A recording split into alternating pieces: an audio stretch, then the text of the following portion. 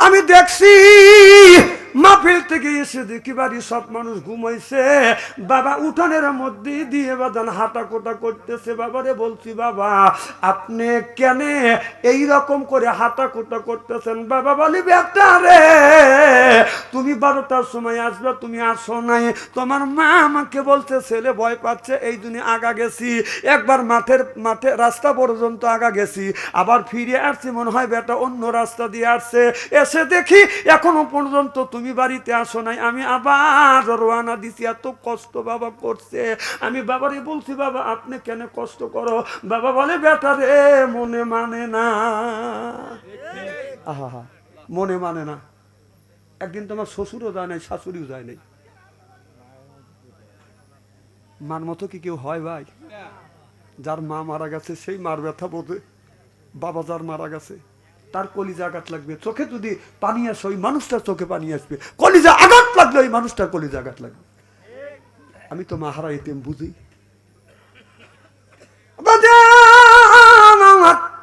বাবা যেদিন মারা গেলে একটা কথা মারে বলে গেলেন, বেটারে আমি তোমার বাবা দুনিয়ার থেকে বিদায় হয়ে যাচ্ছি, লক্ষ লক্ষ কোটি কোটি টাকার সম্পদ রেখে গেলাম, কিছুই নিতে পারলাম না।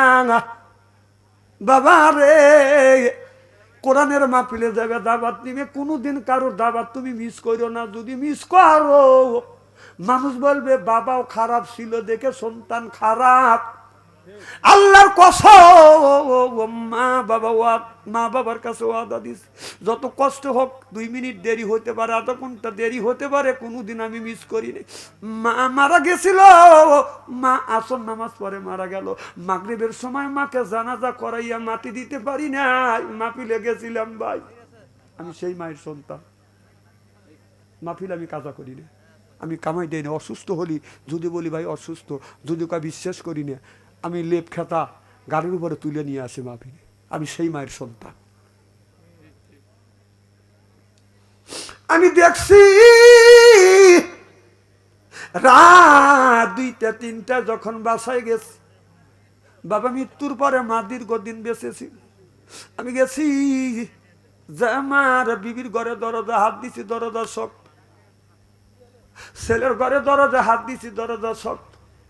মার ঘরে দরজা হাত দিছি, দরজা খুলে গেছে। যা দেখছি 112 বছর বয়স, মা এখনো ঘুমায় না।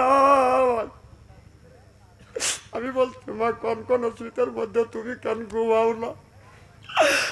মা বলে, বেটা রে যতক্ষণ বড় যত তুই বাড়িতে না আসো, আমি তোমার মা আমার চোখে ঘুমাস না। আমি দেখছি আমি যতক্ষণ পর্যন্ত বাসা না আসছি আমার মা ঘুমায় না।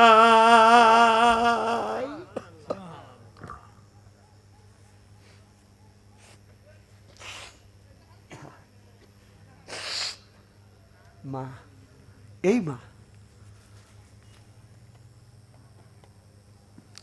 আমার মা বলছে, বেটা রে রাত 3টায় আসছো, তুমি আমার কাছে শো। আমি আমার মায়ের কাছে যখন শুইছি, আমার মা আমার মাথা হাত বুলো দিছে, হাত ঠান্ডা পা ঠান্ডা দেখে আমার মা অমনি আবার উঠিয়া মা সরিষার তেল গরম করছে, গরম করিয়া আমার সর্ব শরীরে মালিশ করে দিছে। ও ভাই এখন মানাই, রাত 2টা 3টায় শরীর ঠান্ডা হয়ে গেল, হাত পাকা হয়ে যায়, পা পাকা হয়ে যায়। কেউ সরিষার তেল মালিশ গরম করি আমার শরীরে মালিশ করে না। যে মালিশ করছে ওই ব্যক্তি হলো মা।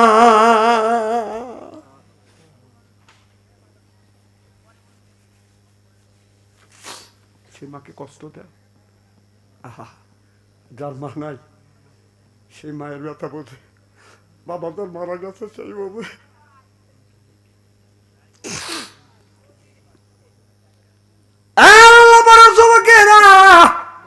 বাবা নাই রে, মা নাই, সেই মায়ের ব্যথা বোঝে, বাবার ব্যথা বোঝে। আমি দেখছি আমার মা আমার জন্য কষ্ট করছে। অবদান আমি 3 বছর 4 বছর 3 থেকে 4টা বছর বিবিকে নিয়ে মার কি গোসল করা দিছি, পায়খানা পরিষ্কার করছি। আল্লাহ অকুল্লাহুমা কওলান কারিমা, এইটার ব্যাখ্যা করতে গিয়ে মুফাসসির কিরাম বলেছে, মা পায়খানা করছে, তোমার পানি খরচ করে দিতে হবে। বাবা পায়খানা করছে, তুমি পানি খরচ করে দে। তোমার বিবি যদি তোমার মায়ের খেদমত না করে কিচ্ছুই বলতে পারবে না। তুমি তোমার মায়ের খেদমত করো, করো, তুমি করো। আরে মা কত কষ্ট করে মানুষ করছে, অসুস্থ হয়ে গেলে অনেক ছেলে মার কাছে যায় না। তুমি কেন মার কাছে যাও না? তুমি তো পায়খানা করে দিছ, প্রসাব করে দিছ। মা তো কোনোদিন বলে না তোমাকে আমি করে নেবো না। আর মা 2 দিন, 2 বছর, 1 বছর, 6 মাস অসুস্থ অসুবর পায় না। তুমি সন্তান মায়ের কাছে যাও না, তুমি কেমন সন্তান? তুমি কি জবাব দিবে আমার আল্লাহর কাছে?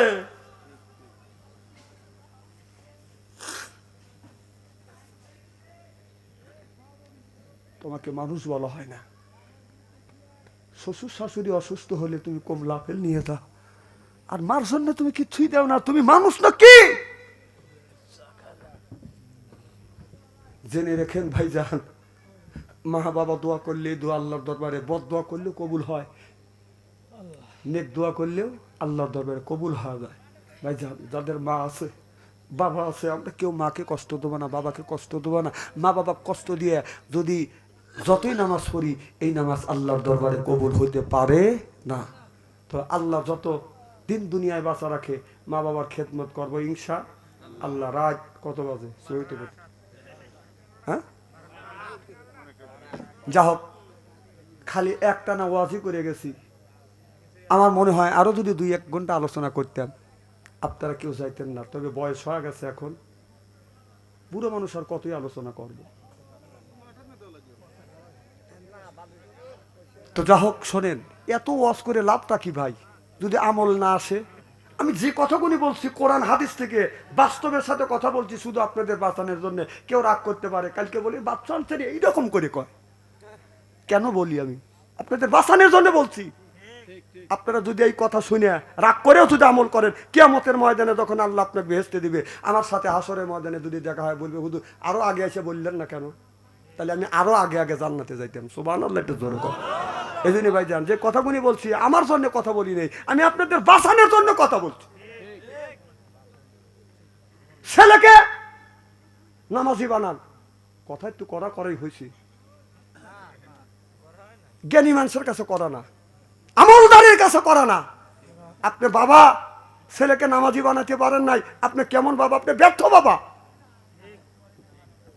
ছেলেকে ছেলে কমন মানল না, আপনি নামাজে যা, মসজিদে যা বেবাইতেছেন, আর আপনার ছেলে যত মূল্যের আকাম কুকাম করতেছে, আপনার বেবানের তো 5 পয়সার দাম নাই। কে বাবা যা মসজিদে যা বেবাইতেছে, রব্বানা জালামনা বাবা ছেলের হাতে দোষকের করে দিয়ে তুই তোর বেবানে দেখা কেনা রে? জন আপনি বেবান আল্লাহ কায়ে ফেরেশতা দেখ, ছেলেকে জাহান্নামের খড়ি তুলে দিয়ে দেখ শয়তান বেবাই কেবা করে, দেখ বেবানে দেখ, ছবি তুলে রাখ। কিয়ামতের ময়দানে আপনার নাটক করা বেবাই নিয়ে ছবি আপনার সামনে দিবে।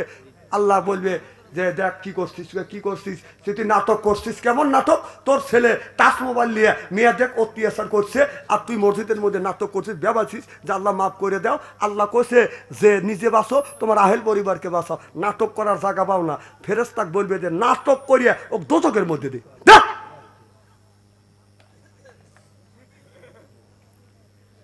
শেষ পর্যায়েও বড় বড় চোখ করে তাকাতেছে।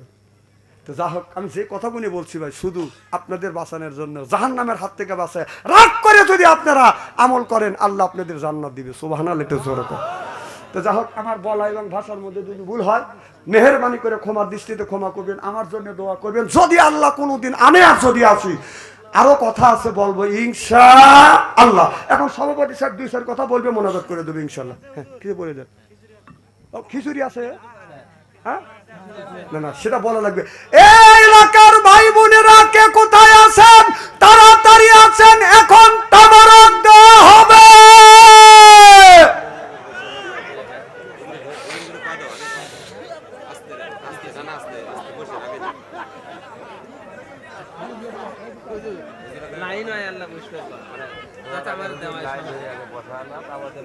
না, একটা দায়িত্ব আছে না মা। বদলে বাদশাহ ছেড়ে কান ছিল তা আবার দিলে আমার বললো না। এই দোষ আপনারা কাউকে দিবেন, কমিটির উপরে চাপাইতে পারবে না। আচ্ছা একটা কাজ করেন, খুব অল্প কষ্ট হবে, হয়তো 4 ইঞ্চি 6 ইঞ্চি সরবেন। একজন এরকম করেন বাইকটা আগান, আর বাম পাশে এক বলেন বাইটেন, নাই বাম পাশে গেলাক বলেন ভাই আগান, আর ডাইন পাশে গেলাক বলেন একটু বাইটেন। নিজ দায়িত্ব একটু কাতার করেন তো দেখি, তাহলে তাবার সুবিধা হবে। হ্যাঁ খুব সুন্দর, খুব সুন্দর দেখছেন, অল্প অল্প বেশিক্ষণ না। হ্যাঁ দেখছেন কোথা